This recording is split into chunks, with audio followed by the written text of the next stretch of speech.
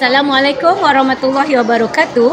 Saya Puan Nazuha binti Abu Seman. Saya seorang guru pembimbing bagi sekumpulan pelajar tingkatan 3 yang menjalankan inovasi bertajuk Eco Clean Ball yang menggunakan barang-barang dari sisa sampah di rumah.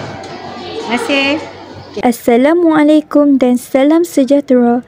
Kami dari Kumpulan Inovasi Hijau dengan bangganya membentangkan projek inovasi kami yang bertajuk Eco Clean Ball, berbola pembersih mesra alam daripada bahan buangan makanan. Inovasi ini dijadikan daripada bahan dapur yang sering dibuang seperti serbuk kopi terpakai dan kulit limau yang kami tukarkan menjadi berbola pembersih semula jadi dan berkesan. Tahukah anda, kebanyakan bahan cuci di pasaran mengandungi bahan kimia yang boleh merosakkan kulit dan beri kesan jangka panjang kepada alam sekitar. Pada masa yang sama, sisa dapur seperti serbuk kopi dan kulit buah sitrus sering dibuang begitu saja.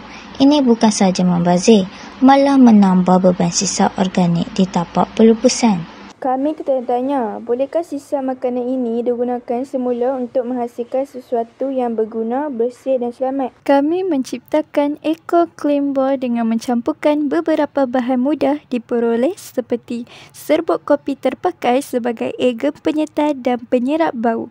Kulit limau kering mengandungi minyak sitrus yang bersifat antibakteria dan pewangi semula jadi. Soda bikarbonat untuk menyah bau dan menghilangkan kotoran, lalu kancing jagung untuk mengikat bahan serta cuka sebagai agen pembentuk dan antibakteria. Semua bahan ini digaul dan dibentuk menjadi bola kecil, kemudian dijemur sehingga keras. Hasilnya ialah bola pembersih semula jadi yang boleh digunakan untuk mencuci sinki, lantai dan tandas. Projek ini memberi impak positif dalam mengurangkan sisa organik serta menggalakkan penggunaan semula bahan buangan.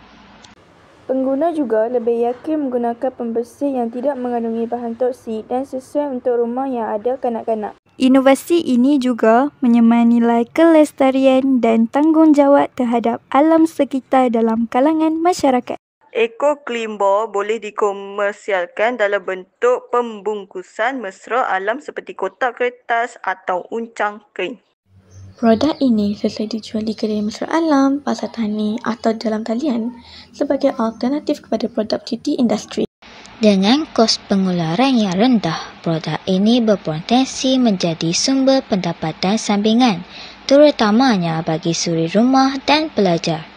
Projek kami menyokong maklumat pembangunan mampan pertubuhan bangsa bersatu, khususnya penggunaan dan pengeluaran bertanggungjawab tindakan terhadap perubahan iklim. Dengan mengurangkan sisa dan menghasilkan alternatif semula jadi, kita menyumbang kepada dunia yang lebih bersih dan lestari. Dengan Eco Clean Ball, kami dapat membuktikan bahawa sisa dapur juga boleh ditukarkan menjadi inovasi yang sangat berguna.